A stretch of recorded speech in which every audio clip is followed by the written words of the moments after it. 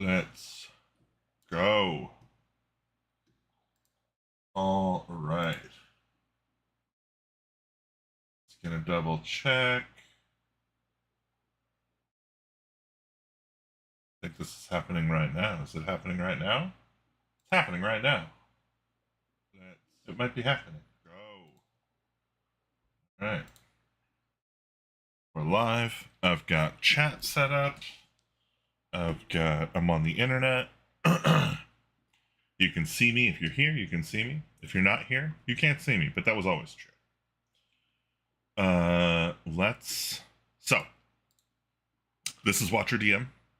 Thank you for coming if you're here. If not, I hope you come later. I don't know. But I'm Gabriel, and today I'm continuing on my mission. It is my quest to get A2 Secret of the Slavers Stockade for Advanced Dungeons and Dragons into runnable shape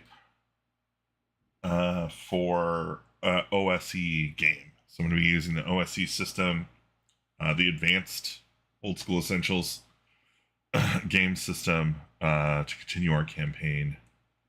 And so we are kind of deep in it at this point. We are 10 rooms into the dungeon level, which, if you know anything about A2, the way that it's run in tournament play is you play either the Hill Fort section or the dungeon level, but generally not both. But since we are playing it in a campaign style, the way it's going to click together is the party will go through the Hill Fort level and then go into the dungeon level. And so we are 10 rooms in to the dungeon level.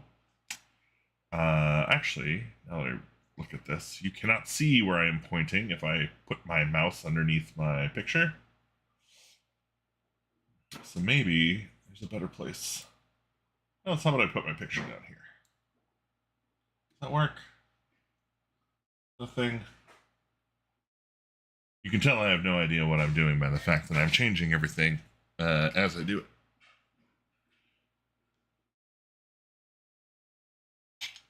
My partner made me a nice iced decaf coffee. It's so tasty. All right, I think that looks a little bit better. So we're going to go ahead and give this a shot. So I should be more easily able to kind of show. Let's see here. Okay, so that's the room 10 where we ended. And yeah, there's a secret door in there. And then I think we dig into 11. So let's just shoot straight into 11. The room appears to be a storeroom. It is piled high with barrels and stacks of furniture wrapped in burlap and rope. The furniture in this room is of good quality, but has seen a lot of use and most is in need of repair. In the northeast corner is a wardrobe, locked shut. In the wardrobe are 3 chests of old clothes and linen neatly folded.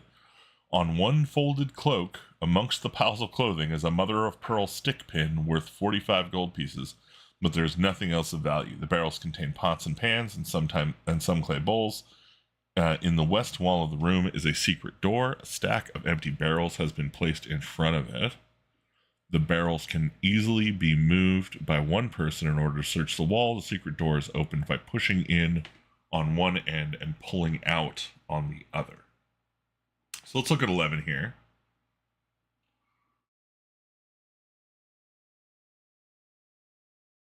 Oh, that's interesting.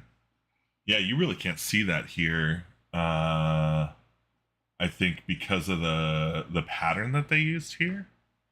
I'm going to check on this map here if it's any more visible. Yeah, gosh, it really isn't. But apparently, this little west wall here, that's a secret door.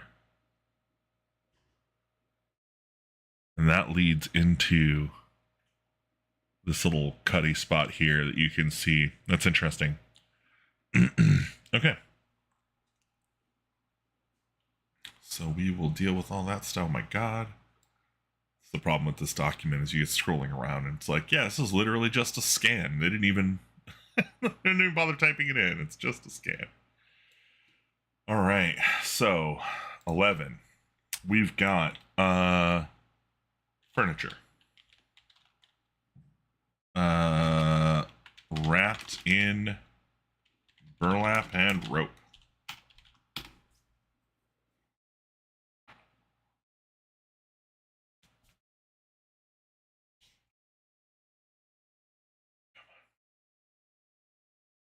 All right, furniture wrapped in burlap and rope. And there is northeast corner. There is a wardrobe. Locked. And I'm going to skip the other bullshit and just say there is a mother of pearl stick pin worth 45 gold pieces. Wardrobe. All right, cool. And then west wall, stack of empty barrels, secret door, push on one side, pull on other. And I think this leads to 12A. I'm pretty sure. That's what it looked like to me. And I think that is going to be it for the storeroom. Not a ton there, which is good. I guess I could put that the mother of pearl stick pin is on one folded cloak. So yeah, this would just be piles of clothes neatly folded. Yeah. All right, the torture chamber. I think this is going to be kind of a big, juicy one. It takes about a page. So we're going to take it one section at a time here. Screaming comes from beyond this door, and light shines under it. When the door is open, an enormous pillared room can be seen. In the swaying shadows, set dancing by the light of a chandelier swinging wildly back and forth. The room is 10 feet below the landing on which the door opens, and a set of stairs leads down into the room. To either side of these steps are small 5-foot ledges. The ceiling rises at least 30 feet above the door. This appears to be a torture chamber, for about the room can be seen racks, hanging cages, chains, an Iron Maiden, fire pits, and braziers, and their unfortunate occupants. Woof. Standing amongst these implements of torture are many goblins. On all sides of the room can also be seen archways, some leading to alcoves while others are walled up. Suddenly, the swinging chandelier comes crashing down from the ceiling to smash at the top of the stairs, exploding into flames as the oil spills and ignites. It's an oil chandelier. Those creatures standing at the top of the stairs will be caught in the burning oil and take 2d6 points of damage the first round and 1d6 points of damage the second round. Those within 5 feet of this spot will be splashed with burning oil for 1d3 points of damage. If a character makes a successful save versus paralysis, this damage will be reduced by half. The oil will burn for 2 rounds, and then the room will become dark except for the red glowing braziers. Creatures without infravision or an additional light source must fight at -4 to hit. Okay?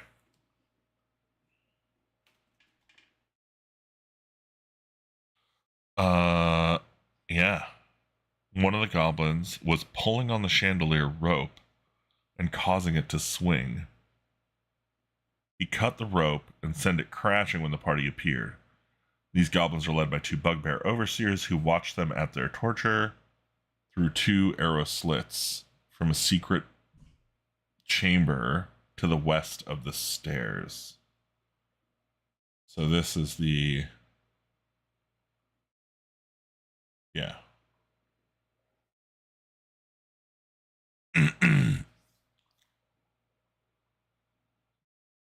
I see. This is the two bugbears. I see. Okay. To the west of the stairs. The goblins will use their slings and attempt to keep the intruders at the top of the stairs until the bugbears appear. The goblins will fire their slings from cover behind pillars and the various racks, gaining an AC of 2 plus 4 versus missile attacks. Okay. Once the bugbears arrive or the party counterattacks, the goblins will draw their short swords and charge in groups of 4.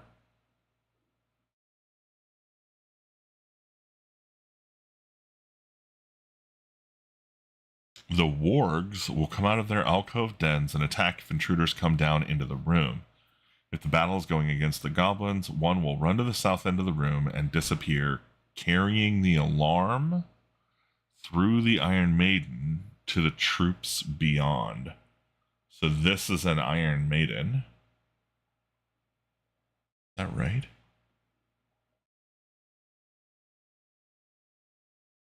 I see. They appear to be a torch chamber, but the room can be seen, blah, blah, blah, an Iron Maiden.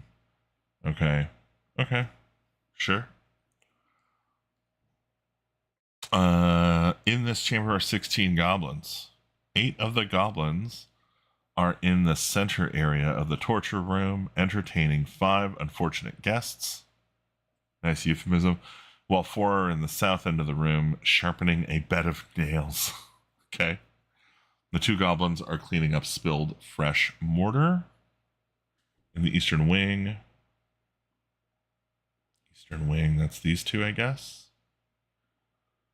And 2 more are giving a man with a broken leg an extremely close shave in a western alcove.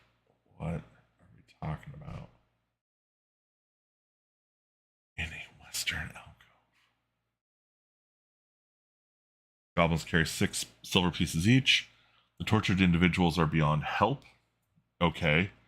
But any who survive the battle, if questioned, will tell the party that there must be an entry into the room at the south end. At the south end of the room, there are a bed of nails, an Iron Maiden, coils of chain, 20 feet long, 20 foot long, 4 foot lengths of lumber, pieces of rope, 20 foot long, and a keg of nails. Okay, so 20 foot coils of chain and 20 foot pieces of rope. Fine. The secret door is in the back of the Iron Maiden, but when it is opened, a skeleton will be found impaled on the spikes. The hinge, the Iron Maiden is stiff, and it tends to spring shut. For each spike twisted, there is a 1 in 6 cumulative chance of opening the door. Each spike twisted.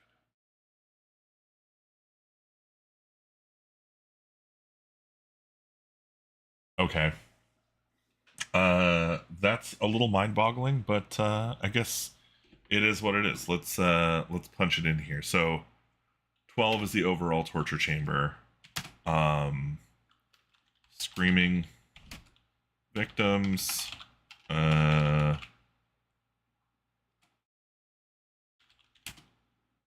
Being tortured by goblins.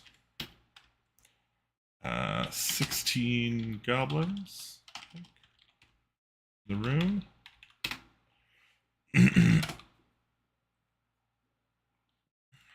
I think we also have 3 warg. What's this? Maybe I don't understand. Walled up alcove. That must be this, right? In the northeast corner of the room, behind several casks of wine,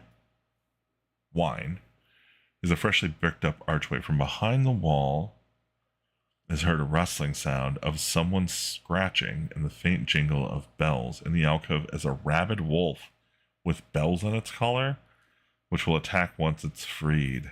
It's a 4-hit time monster. Woof. Woof. 3 warg. 1. I don't think we have a rabid dog stat block. Is it a rabid wolf or a rabid warg? Wolf. Okay, 1 rabid wolf. Find temp wall. And then 2 bugbears in secret room A. I think it's A. It's the observation post.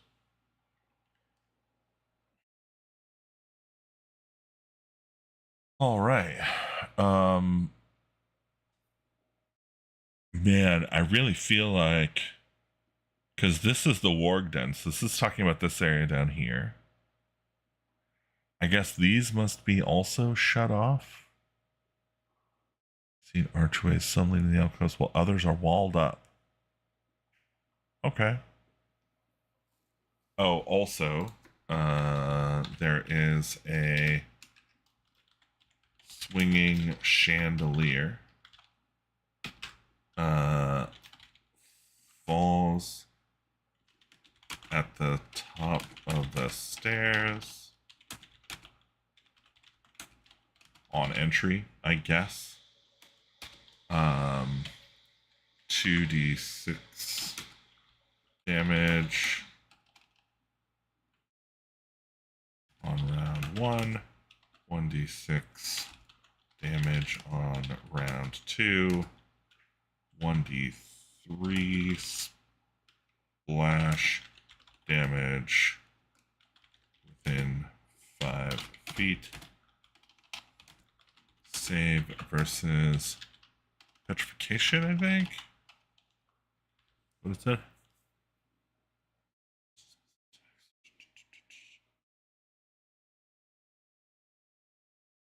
Paralysis, yeah.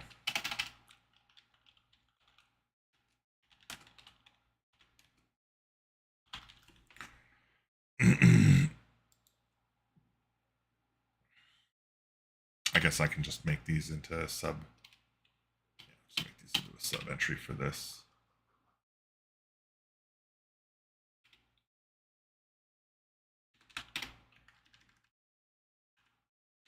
Just gonna make that apply to everything there.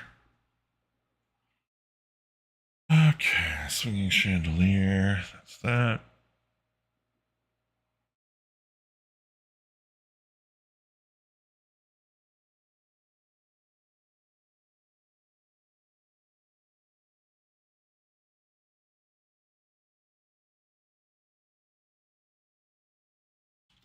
Well,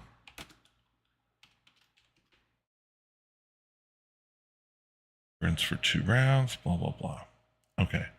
One of the goblins was pulling on the chandelier rope and causing it to swing, cut the rope, and send it crashing at when the party appeared. These goblins are led by 2 bugbears who watched them at their torture through 2 arrow slits from a secret chamber to the west of the stairs. Fine. Secret door to west of stairs leads to 12A, which is 12A, I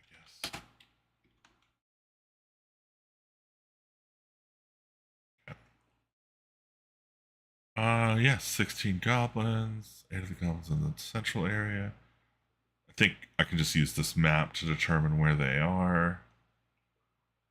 I think there was a bit here about the wargs will come out of their alcoves. Alcove dens and attack if intruders come down the stairs. Attack if intruders come down the stairs.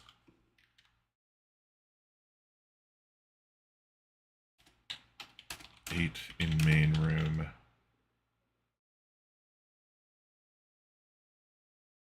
8 of the goblins are in the central area. Torture chamber. 4 are in the south end of the room. 4 in the south end. 2 cleaning mortar at 2 goblins cleaning up spilled fresh mortar in the eastern wing. That's got to be these 2. So we're cleaning up spilled mortar at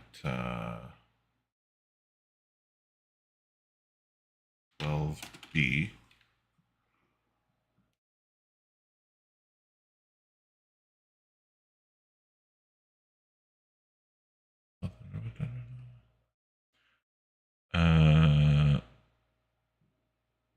And 2 more are giving a man with a broken leg an extremely close shave in the western alcove. So 2 in western alcove. Which I don't think the western alcove has a description here, so that's fine. I think I'm going to move this above all these. And then we'll look at the observation post. There are 2 bugbears in this room. There are also 2 benches and a table at which one bugbear sits constructing a wire face cage. Ugh. The other is standing by the arrow slits in the south wall, watching the room below. As soon as there is commotion in the torture room, they will both stare out of the slits to determine what is happening. Then they will grab their halberds and rush around through the secret tunnel to room 11. Interesting. To enter the torture chamber by the main door in 2 rounds. They will attack with surprise if possible. Have no treasure in their room, but one carries a... Oh, right. Scroll of cure disease and 60 gold pieces in a pouch. But I think the goblins also have... I think it said here they have 6 silver pieces each. Yeah. 6 SP each.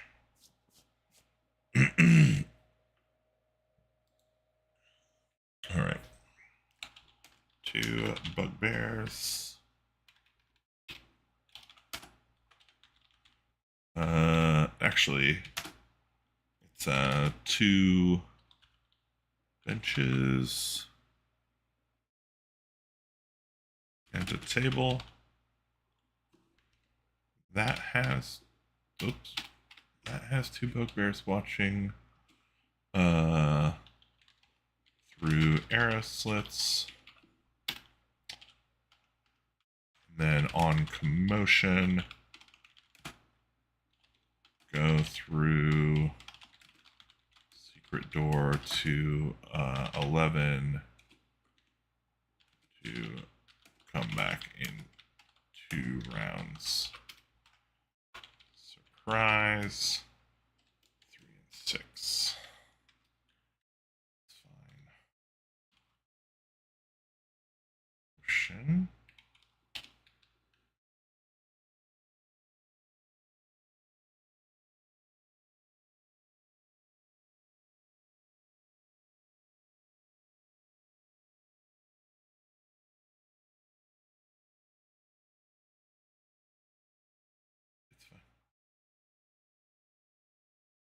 Go through the secret door to 11 to come back around in 2 rounds. 3 and 6 surprise.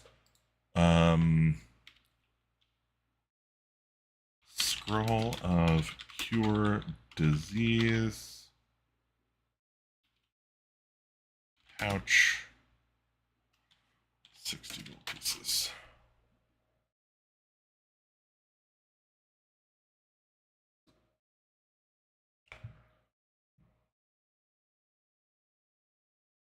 Right. Okay, so the cure disease is going to be for this. The northeast corner of this room, behind several casks of wine, is a freshly bricked up archway. Casks of wine in front of bricked up archway, which Yeah, I just want to take a quick look here at this map again to see if this actually... So yeah, this is supposed to be B, but you can't really read it. So I think...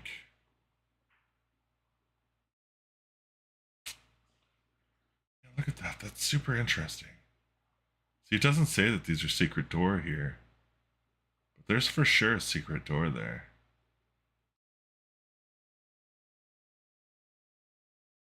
Oh, it does. 12D is a secret door. Okay. Stone plugs. Okay. All right. Sweet. Fine. A bricked up archway.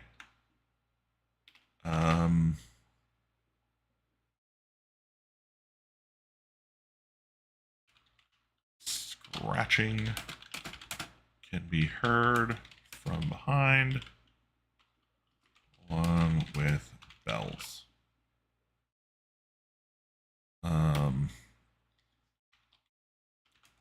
Rabid wolf inside.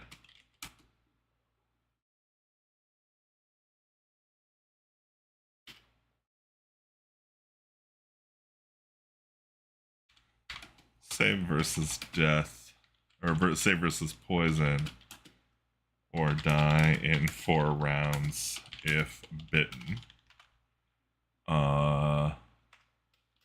Cure disease and prevent death.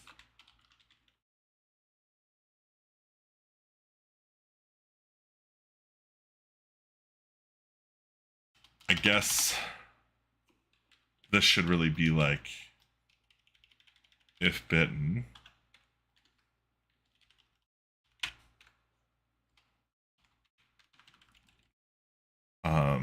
Save versus poison, or become weakened, -4.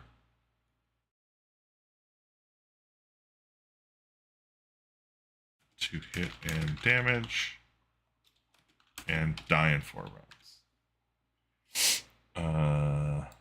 Cool.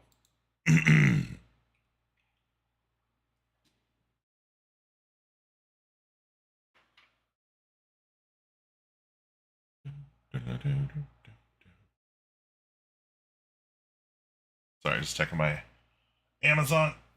Trying to get some more A5 card stock for some printing I want to do. All right, Warg Den. A warg lairs in each of these 3 cells in the east wall. These wargs sleep on piles of straw and may have a few bones scattered about. If intruders enter the room and come down to attack the goblins, the wargs will leap forth and enter the fray. Okay, so 3 wargs sleep on piles of straw, scattered bones. I think that's it.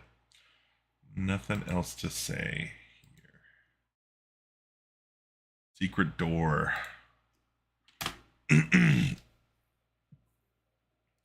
A stone plug seems to have been used to seal off this alcove, as has been done with several of the other cells in this room. This is really a secret door which may be opened by tugging on a chain hanging from the ceiling. Beyond appears to be just another cell with the withered remains of its tenants hanging from one of 3 pairs of manacles cemented into the wall. The southern wall is a secret door which is opened by turning the iron ring to which the manacles are attached and pulling. But the door is wizard locked, and only Marquesa or a 9th level or higher magic user may open the door. A knock or a dispel magic will open this door. Okay. Wow. Interesting. And that's to guard the alchemist's secret storeroom, right? So alchemist's secret storeroom is in here. Oh, wow. Interesting. Okay. Man, we're going to do one of the most interesting rooms, I think. It's going to have a bunch of stuff in it. That's pretty cool. Stone plug seals off this alcove.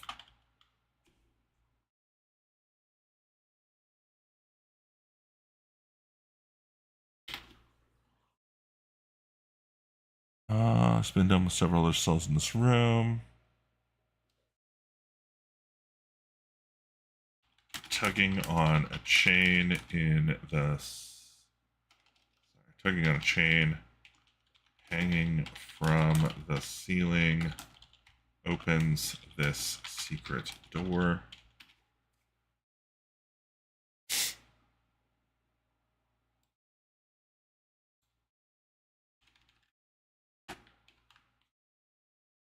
Tugging on a chain hanging from the ceiling opens a secret door.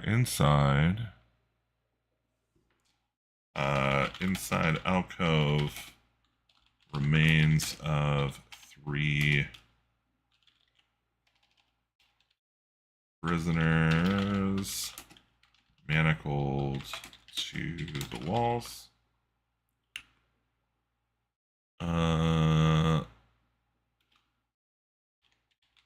Southern wall has ring, I guess like iron ring connecting all manacle chains.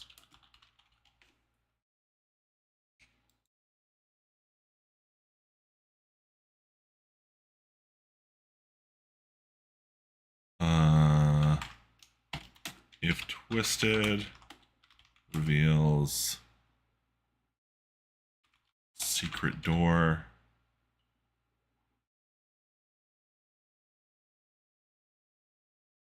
Interesting. But door is wizard locked.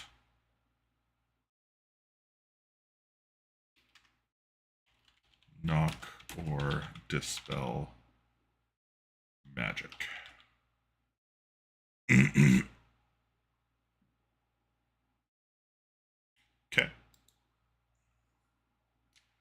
Seems good to me.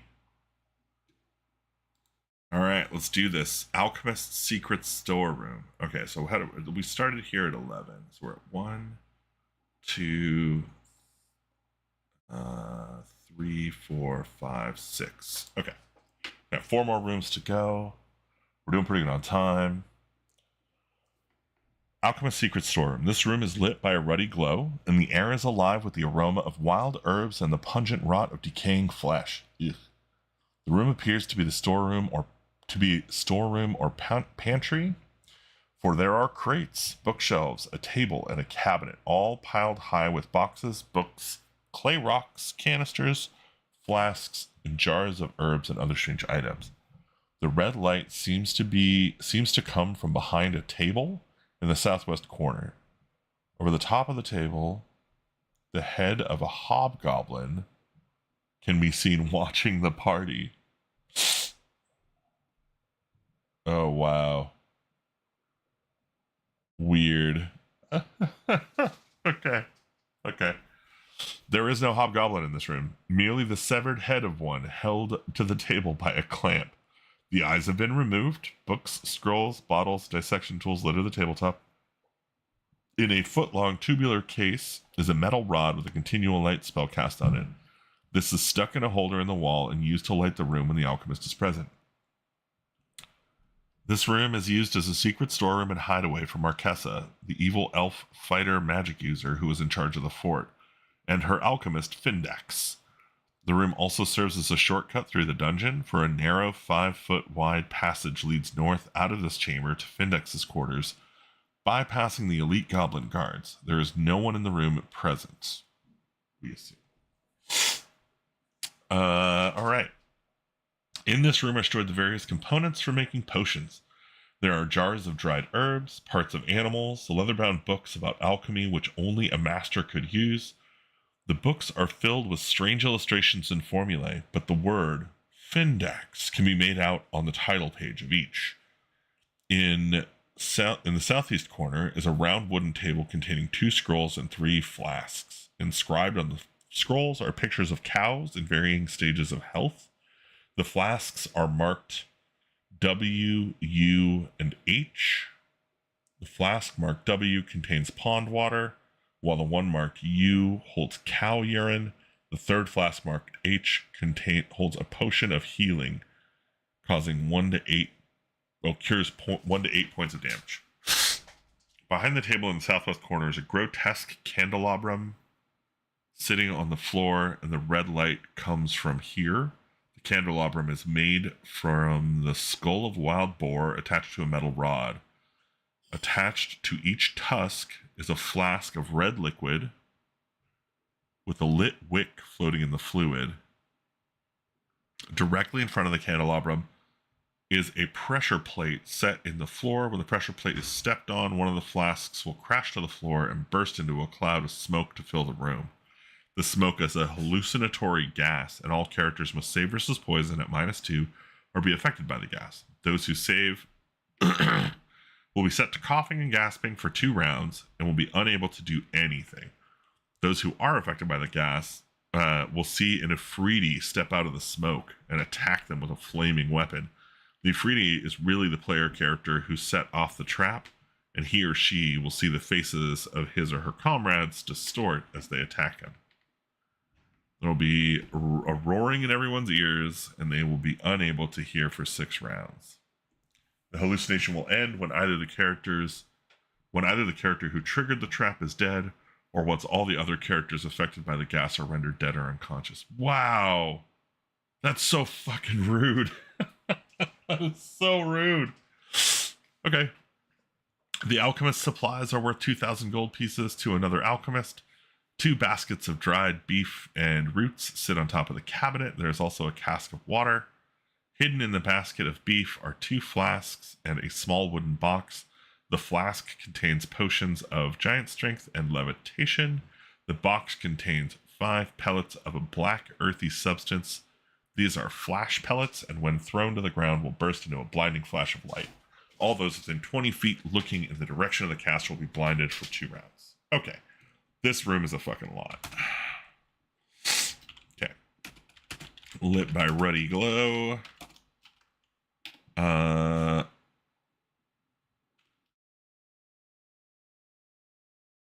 Right. Aroma of herbs and decaying flesh. Appears to be a storeroom or pantry where there are crates, bookshelves, table, cabinet.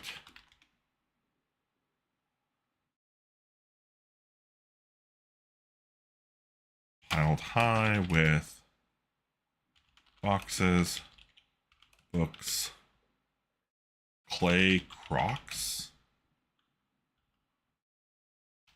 and canisters, flasks, and jars of herbs.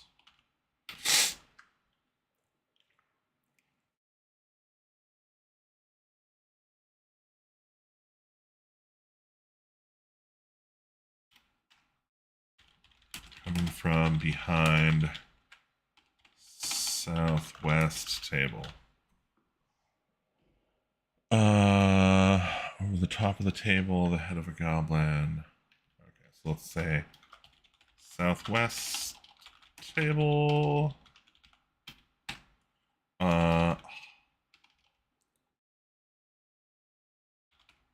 Severed hobgoblin head on top.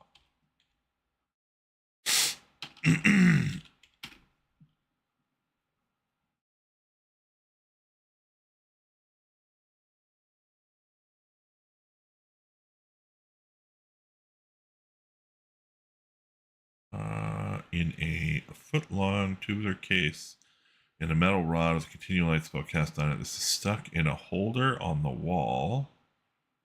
Okay.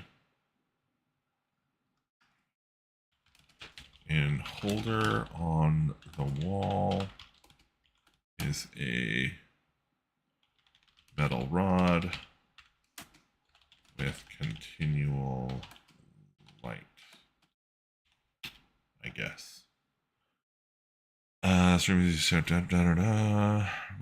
a shortcut. Oh, right. The north passage, 5 feet wide. leads to, I think, let's just see this on the map. It's 25B, right? 25B. 25B, Alchemist's Quarters. Okay, great.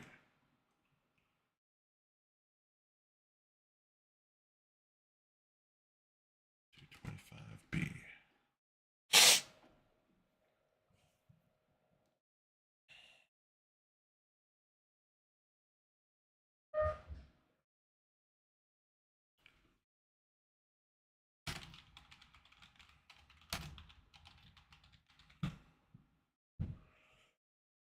All right, in this room are stored the various components for making potions. There are jars of dried herbs, parts of animals, leather-bound books with alchemy master could use. Books are filled with strange illustrations on formula, but the world's index can be made out in the title of each.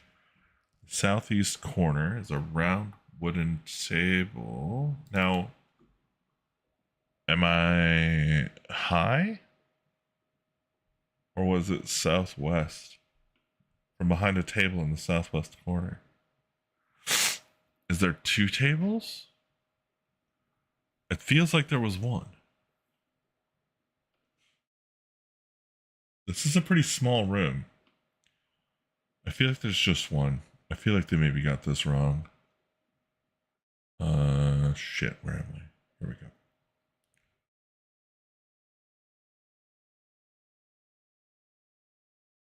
In the southeast corner is a round wooden table containing 2 scrolls and 3 flasks. Okay, we'll put it there. That's fine. Maybe southeast, and this one's southwest. That's fine. Southwest table, severed hobgoblin head on top. Southeast table, small round. This has 2 scrolls and 3 flasks. E W U H. W is pond water. U equals cow urine. H equals healing potion. 1d8. Try the potions, boys. Should be fun. Inscribed on the scrolls are pictures of cows in varying states of health.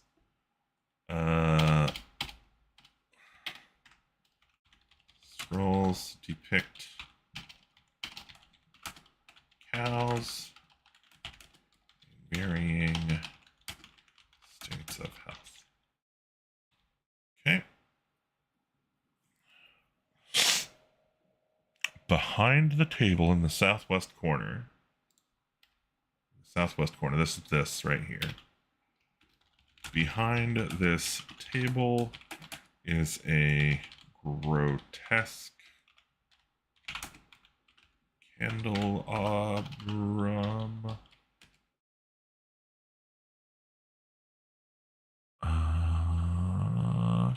Candelabrum?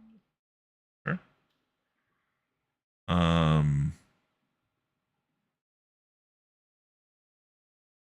Emitting red light.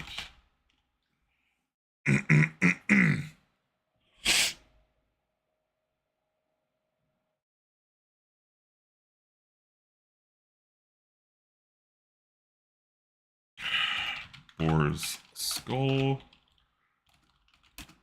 Each tusk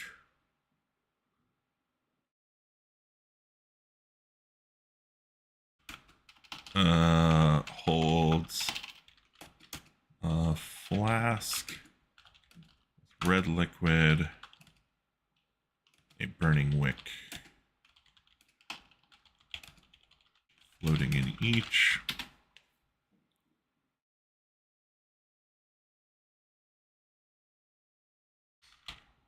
Pressure plate in front of pressure plate in front causes one flask to crash to ground, filling area with red smoke.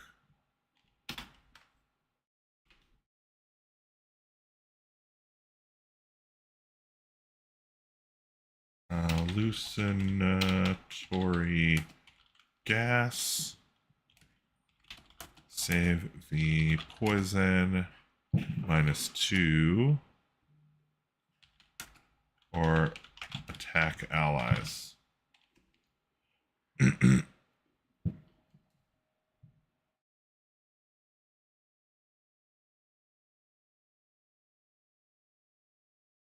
And yeah, I don't want to be like happy 444. I don't want to be that guy. I don't want to be objectionable or anything, but like the rest of this stuff is nuts. The whole like, oh, you attack. You see an Afridi, but the one who is the Afridi sees everybody else as something else. And like this is like it's just taking agency away from your players and being shitty. I think they make an attack against each other. If they want to play that, that's fine. But like, I'm not gonna do that. Because yeah, this seems dumb. So I'm not gonna do it. All right. Supplies here worth 2,000 GP to another alchemist. 2 baskets of dried beef and roots sit on top of the cabinet. Also a cask of water. So I think we'll just say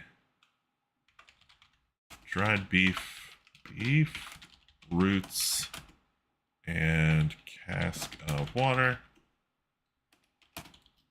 on the cabinet.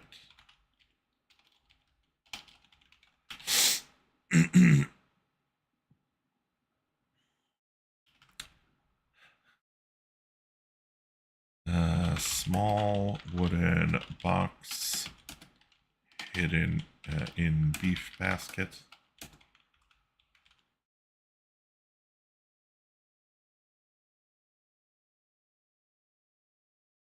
I see, it's 2 flasks. 2 flasks and small wooden box. Potion of giant strength. Potion of levitation. And 5 flash pellets.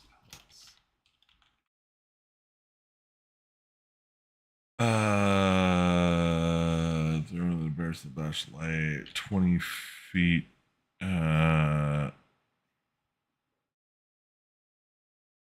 Blinded for 2 rounds.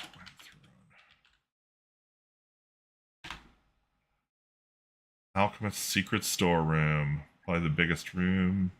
Well, the biggest room we've hit so far this floor. Let's do the chasm. Here, a natural passage is formed out of the rock, rough and winding. The walls are slick with condensation and the air is warm. The passage slopes downwards and ends on a ledge 30 feet above the floor of a large cavern, covered with stalagmites. Across the chasm, 30 feet away, is another ledge with an opening leading out of the cavern. Am I crazy? How did we get... This is 13. Oh, yeah. Okay. Yeah, 14. Yeah, I see it. All right. Sorry. Between 2 ledges are a series of rocky pinnacles rising up almost level with the ledges. The top of each pinnacle is fairly flat and large enough for one person to stand on. There are 5 pinnacles between the 2 ledges. The domed ceiling of the cavern rises 20 feet overhead. There comes a hissing from below, and the room fills with steam, obscuring all vision. I love how they say that. And then, like, the next sentence is like, the steam will even obscure infravision. Like, okay, I guess. I don't know. That seems weird. The party must cross the chasm in some manner, even though they are unable to see. The steam will continue to fill the chamber for 5 turns, and then it will clear for 1. If the party attempts to wait for the steam to clear, someone will undoubtedly be caught crossing when the steam returns. I see. The edge of both ledges are weak and crumbling and cannot be climbed either up or down. Anyone falling into the chasm will suffer 3 to 18 points of damage and will be impaled by 0 to 2 stalagmites for 1d6 damage each. The only non-magical way across the room is to use the pinnacles as stepping stones. Naturally, the stones are slippery due to the steam in the air. For any person to leap from stone to stone, he or she must roll equal to or less than his or her dexterity on d20 for each jump, 6 leaps in all. Of course, they must first determine where each stone is by feel or some other method. If the party strings a rope across the fissure, add +2 to the dexterity roll and only roll once for each character crossing. If the party returns to room 12 to get the 4-foot boards, they will discover that the boards just reach from pinnacle to pinnacle. Using the lumber adds +3 to the dexterity roll, and characters need only roll once. These 2 adds are cumulative. Okay, cool. That's kind of neat. I don't love everything about it, but it's certainly not as offensive as some of the other stuff in this dungeon. So we're in the chasm. Natural passage. Slick with condensation. Steam fills the room, obscuring all vision. Let's see. Fills the chamber and then clears for 1 turn. Fills for 5 turns and clears for 1 turn.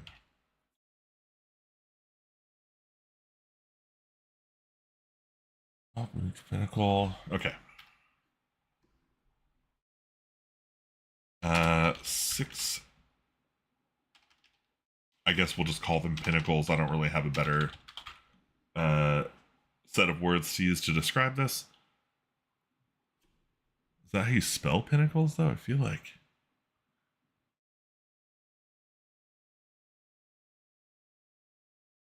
That's 2 ends. 6 pinnacles between chasm edges.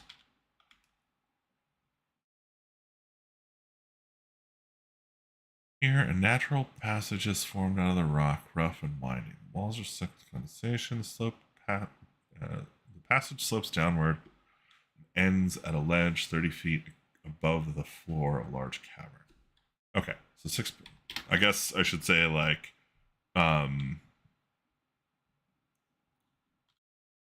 30-foot deep cavern.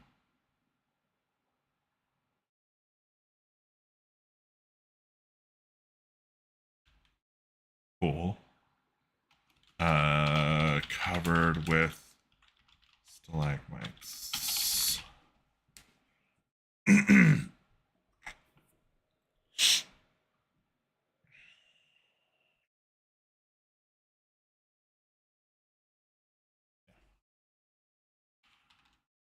6 rocky pinnacles between chasm's edges allow traversal. Basically, the top of each pinnacle is fairly flat and large enough for one person to stand on. 5 pinnacles between the 2 ledges. That's 5, not 6.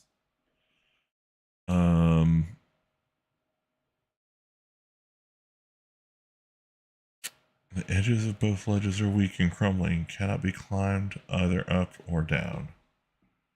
So, edges not climbable. Of course not. Anyone falling into the chasm. So, falling in does 3d6 damage.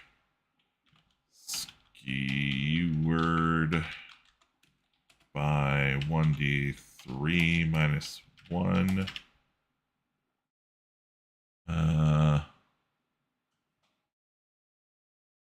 Stalagmites.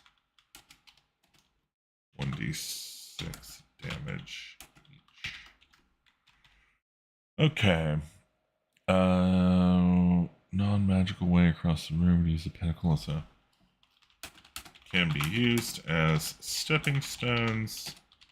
Roll under dex on d20 for each stone.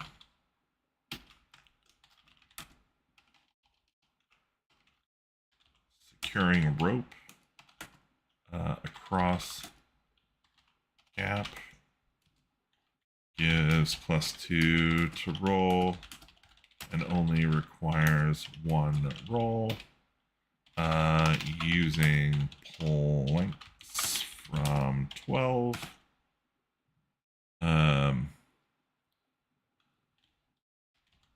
Gives additional +3 to roll. Also only requires 1 roll. Okay. I kind of like that. I don't love how it's written, but I kind of like that. I also don't love how I wrote it, but I think I'm going to get it when I need it, which is important. All right, cheese curing room. This small natural chamber contains several open half casks and tons of wooden platforms. The air is warm and damp.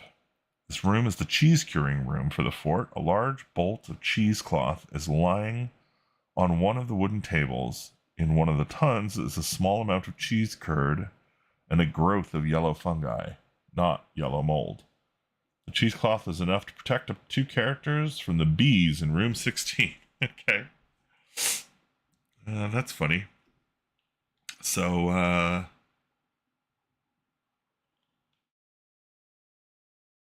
yeah, geez, it's a cheese curing room. Air is warm and damp.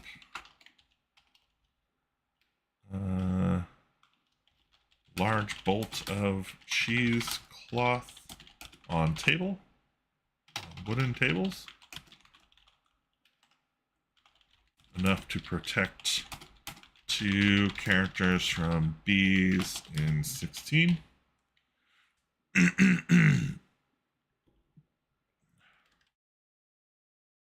How many tons are there? It's several open half casks and tons. Several.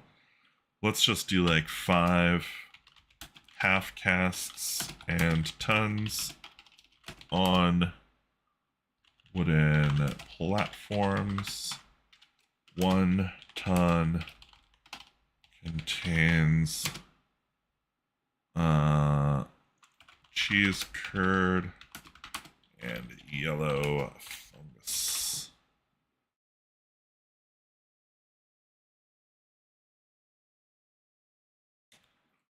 $16 into the beehive. The door here seems to be stuck. You'll have to be forced open. When it is opened, a bucket of sugary syrup falls and drenches anyone standing in the doorway. Immediately, an angry buzzing arises, and the syrup-covered character is attacked by a swarm of bees. Cool. Stuck door. If opened,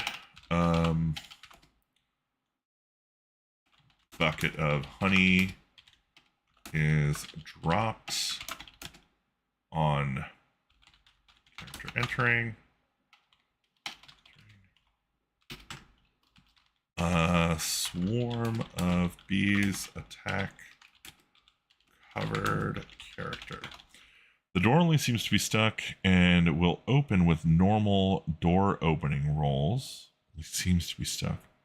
Above each door is hung a wooden bucket suspended by a rope and pulley attached to a stay beside the door. The bees in this room feed on the sugary syrup in the buckets and will be swarming over it. Oh, okay, so it's not honey.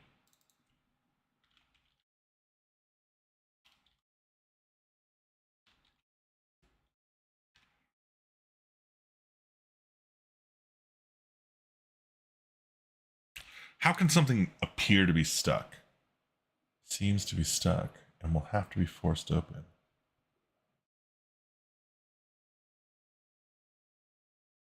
Rope and pulley attached to a stay beside the door. When the door is forced open, it will catch the bottom of the bucket and tip it over, spilling its contents over the doorway. The door is opened gently. The rope may be pulled down to raise the bucket and allow access to the room. Because the trigger is the door itself, there is no trap to detect. There are 2 enormous conical clay hives in the west end of the room. Okay, I'm just going to do this. Door seems stuck, but isn't. If opened quickly, actually, I'm going to make this its own thing here.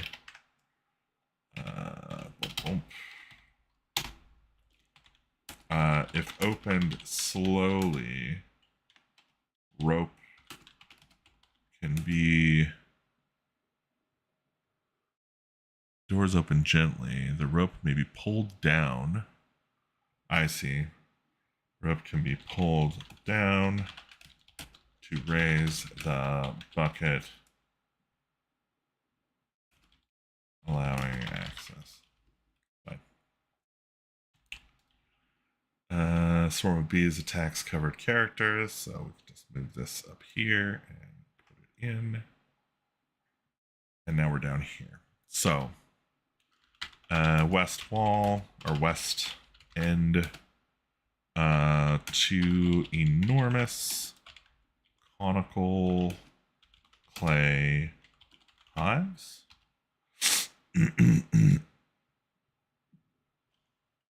I guess bee sting does 1d3 minus 1 damage. Will sting anyone drenched in syrup for double damage.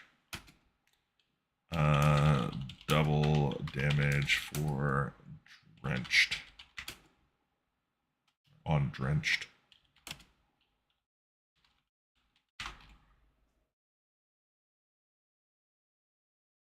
Once a character leaves the room, he or she will be stung for half damage for 1 round, and then the stinging will stop. There's no physical defense against the bees, and they automatically hit. A character wearing a suit made of cheesecloth may be protected from the bees at the DM's discretion. Burning hands will kill all insects in its area of effect, and a sleep, stinking cloud, or pyrotechnics will immobilize all bees in area of effect. Steam will kill the bees on the characters if they run back into the steam-filled cavern. Interesting. Swarms of bees. Okay. Can be removed with steam. I think it's basically saying here, burning hands, stinking cloud, pyrotechnics. Actually, I guess these 2 are more like will disable the bees. Okay. Yeah, I think that's probably fine. Beehive 16 lockdown. We're done. Beekeeper storage. This is room 17. I think this might be where I'm ending today. So we double check here. So we started in room 11, the storeroom. Nice and easy in there. Got a mother of pearl stick pin. We went into the torture chamber, which is really a top level chamber that's kind of complicated. And then so it's 11, 12. And then we got 12A, 12B, 12C, and 12D. So these all got expanded out.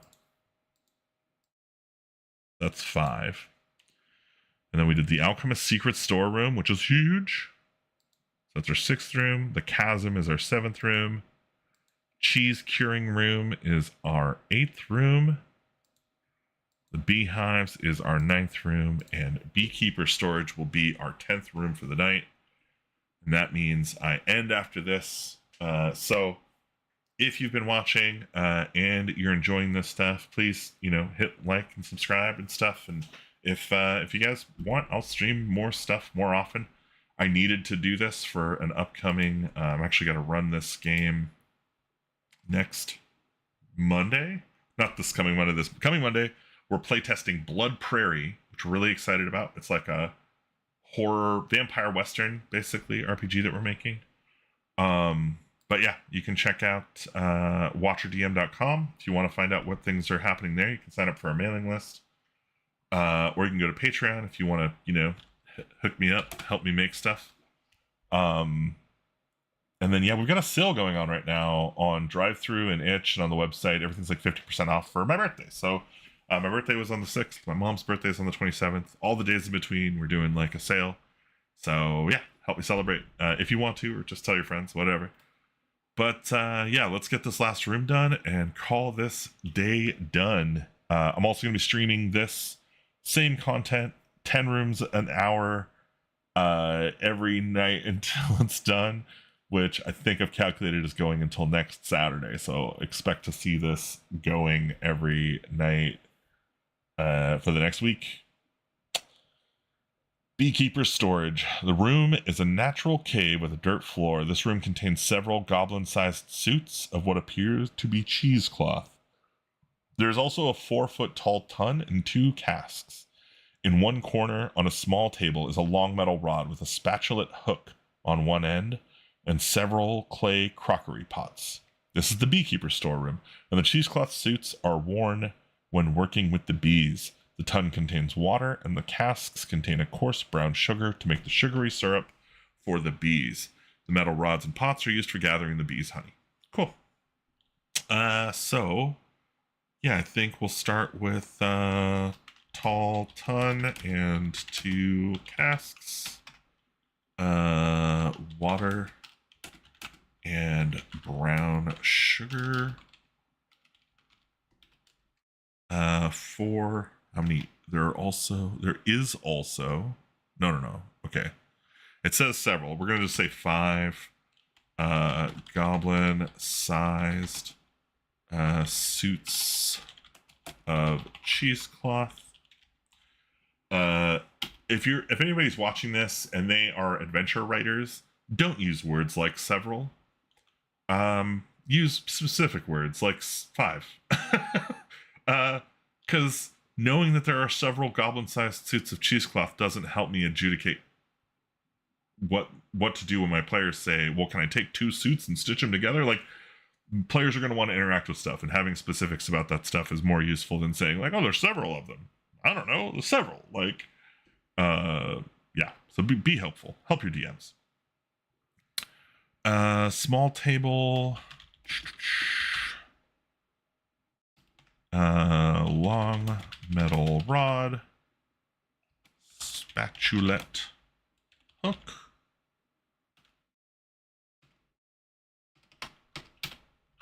several, we'll just say 7 clay crockery pots. Now, I think I misread this. The tun contains water, and the casks do contain a coarse brown sugar. Okay, cool. That's fine. Yeah, that's fine. I think that's everything we needed. All right, cool. That does it. Beekeeper Storage is done. A2, Secret of the Slavers Stockade, is well on its way to being prepped for. Thank you so much for hanging out. I hope you enjoyed it. I know I did. And yeah, come back again. I may end up streaming more of this tonight. Maybe. Just because I would really like to get this done. And at some point, I'm hoping to run out of rooms because I need to follow up by putting in all of the stat blocks for all the different things going on in this adventure. So I need to replace like Hobgoblin with the Hobgoblin from this game. And like the, every little thing, it has like stat blocks. A lot of them are in line. They have a whole like spread in the back about boggles, which boggles the imagination, I know. But yeah, all this stuff is going to go into database entries so I can easily look them up. And yeah, if you guys like this stuff and you want to check it out, my plan right now is to put this whole board, once I'm done, up on Patreon to my patrons so they can just benefit from all the work I'm doing to kind of clean up this mess and make it a more runnable mess. And yeah, that's it. That's all I got. Thanks for hanging out, and I will